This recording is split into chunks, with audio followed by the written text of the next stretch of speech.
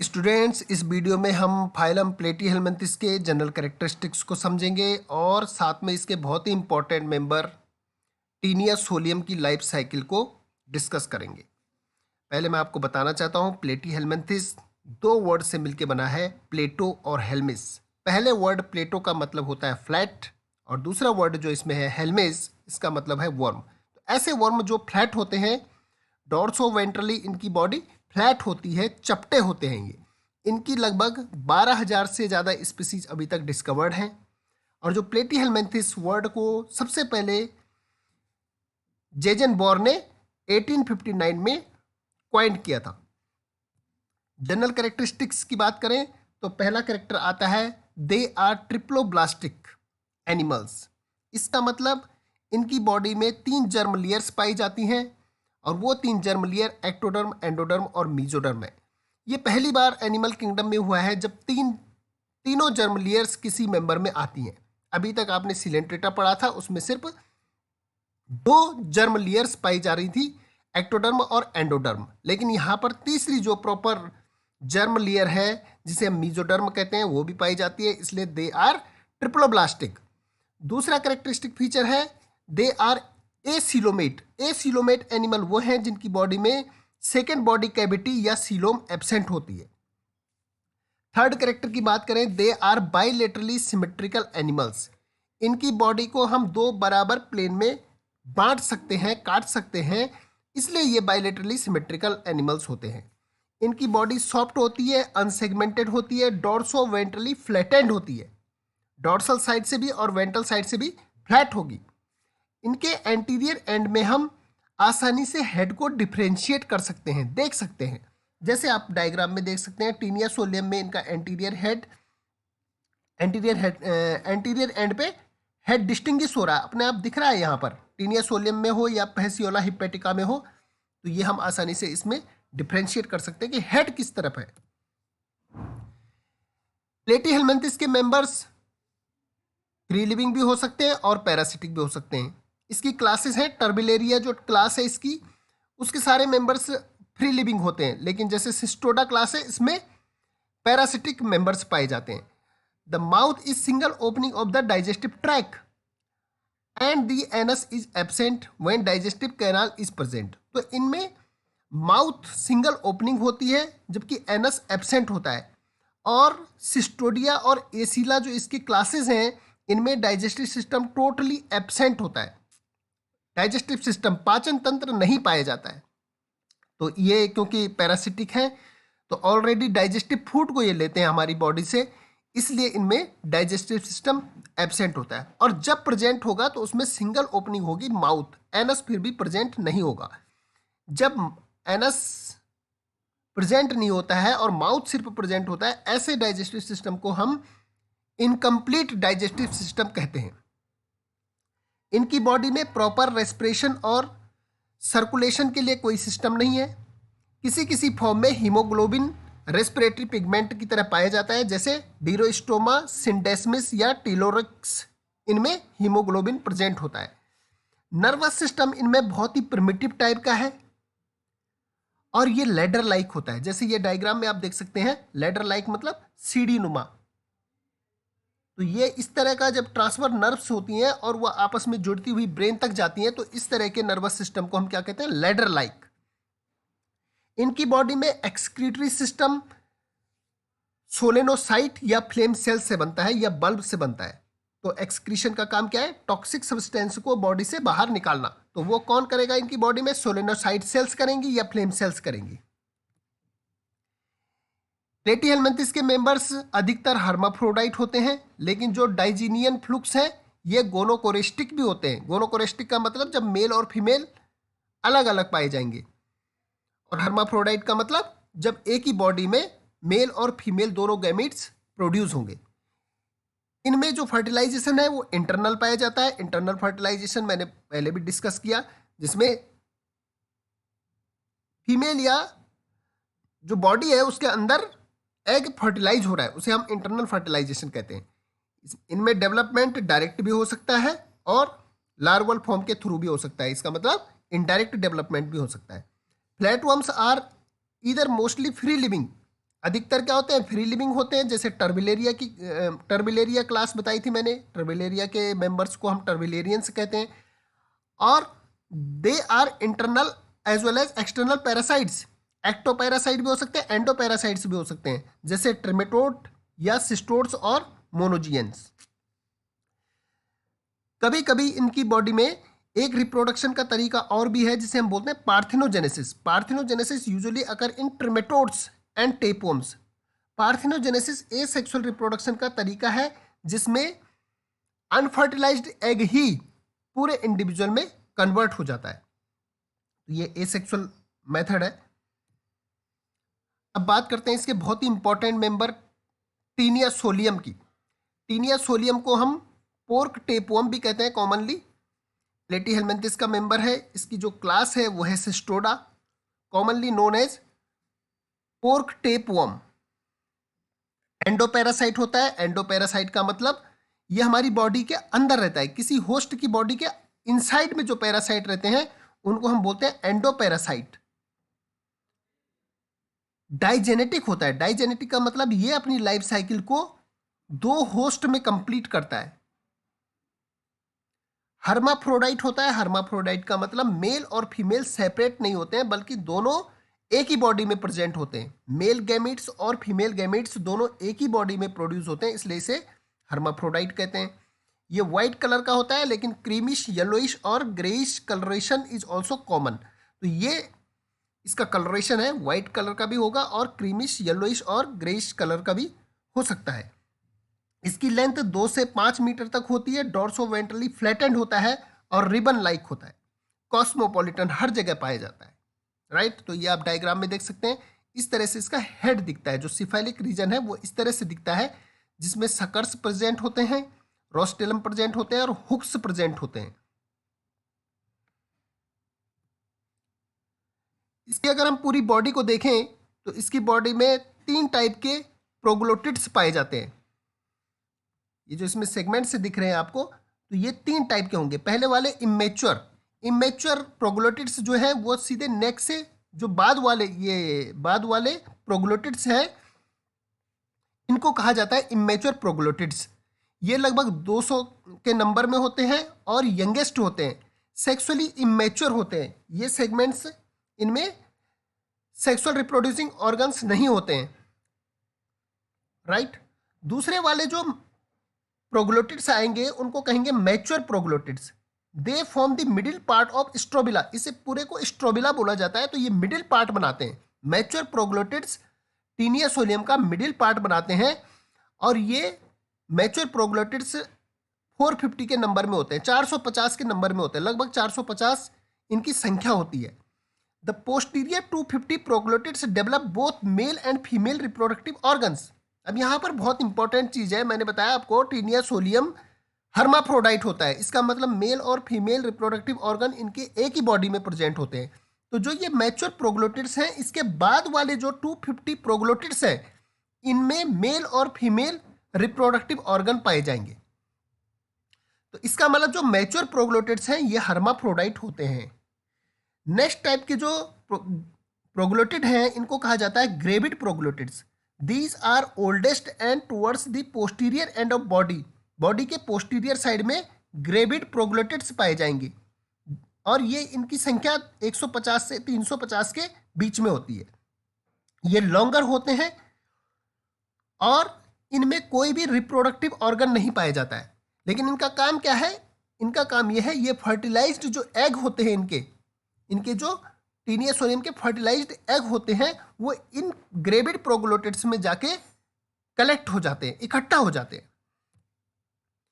पहले बात करते हैं फर्टिलाइजेशन की। फर्टिलाइजेशन इसमें कैसा होगा? इंटरनल होगा, इनकी बॉडी के अंदर ही होगा। लेकिन मेल और फीमेल एक ही बॉडी में है तो इनका रिप्रोडक्टिव सिस्टम जो है ये इस तरह से दिखता है। इसमें जो मेल के पार्ट दिखाए गए हैं वो वासा इफ्रेंसिया, वासा डिफरेंस, सीरस और जेनेटल एट्रम, जेनेटल पेपिला, ये मेल रिप्रोडक्टिव सिस्टम के पार्ट हैं। और जो ये फर्टिलाइज्ड ये वेजाइना दिखाई गई है, टेस्टी इसमें, और uterus, ovarian bridge, ovary, oviduct और यूट्राइन कैनाल, ये डायग्राम में आप देखेंगे दोनों स्ट्रक्चर प्रेजेंट है, male and female reproductive organ दोनों प्रेजेंट है, तो यहां पर फर्टिलाइजेशन होता है। Self fertilization takes place in Taenia, the cirrus of segment is inserted into the vagina of same segment. उसी सेगमेंट में, कौन से सेगमेंट में? मैच्योर प्रोग्लोटेड में। अभी आपको बताया था मैच्योर प्रोग्लोटेड ही हर्माफ्रोडाइट होते हैं।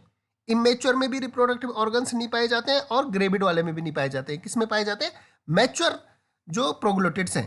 The egg are fertilized in oviduct, ये ओविडक्ट दिखाई गई है इसमें। ओविडक्ट में एग फर्टिलाइज होता है and get surrounded with yolk and egg cell. और किससे सराउंडेड हो जाता है?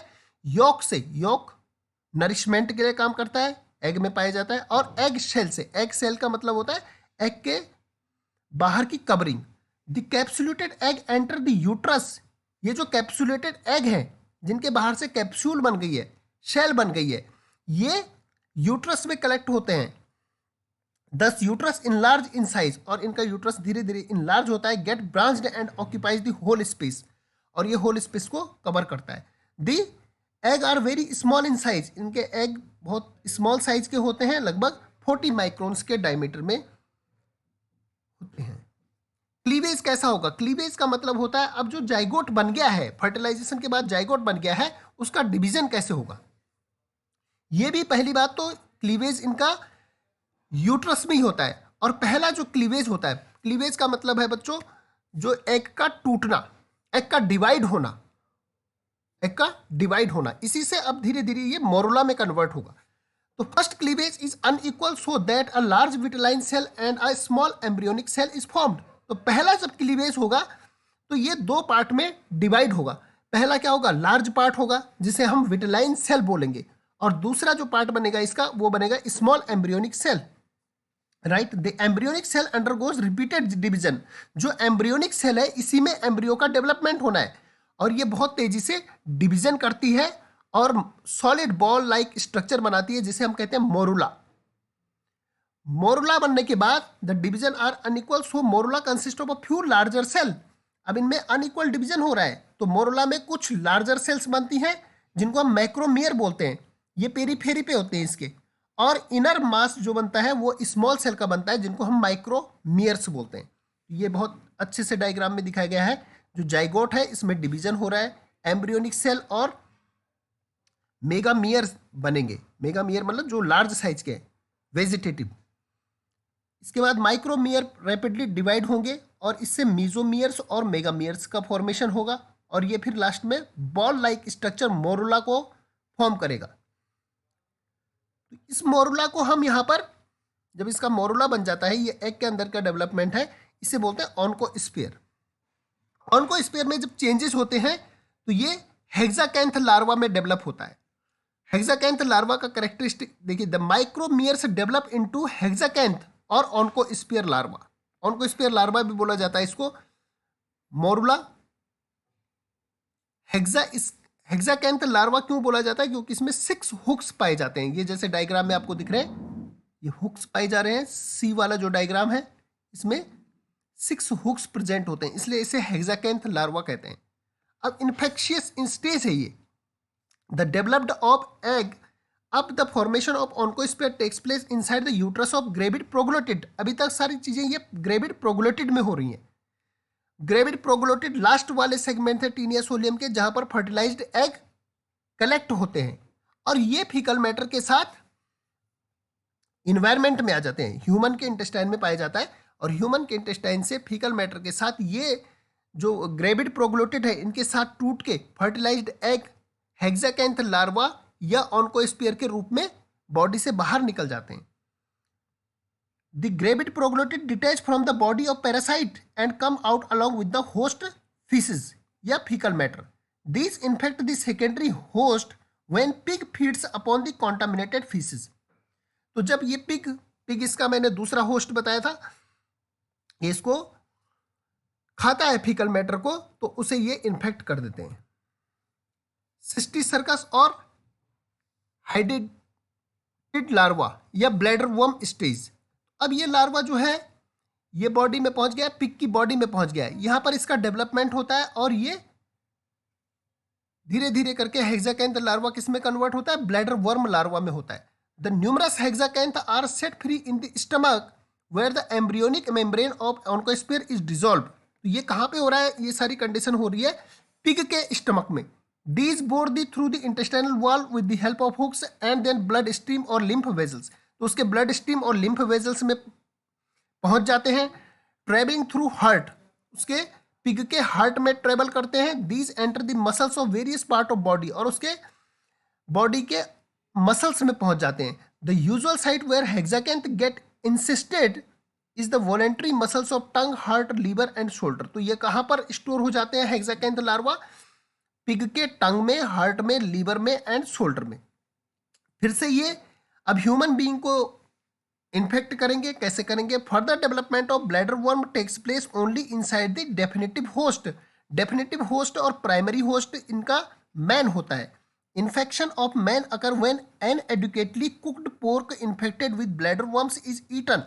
तो ये हमारी बॉडी में, ह्यूमन बॉडी में कैसे पहुंच सकता है?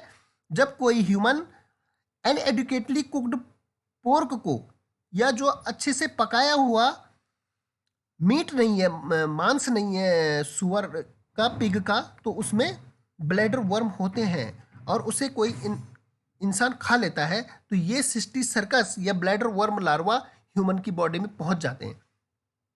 The cysticerci become active in intestine. Human के इंटेस्टाइन में जाने पर एक्टिव हो जाते हैं।